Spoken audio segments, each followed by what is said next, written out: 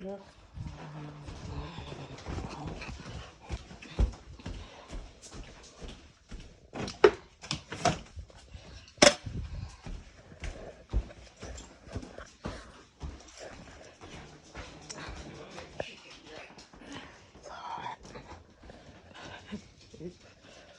You're the one disrespectful.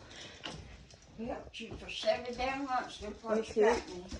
coming in my room when I'm not there. Like I told you, can you please stop doing that? That's disrespectful. No, you're disrespectful to me. You came in my room when I'm not there. You broke my damn refrigerator, I Amy. didn't. That's $200. And you feed my cat when I'm not there. All I just said was, could you stop doing that? Well, you got my people days, that's all. It's ridiculous.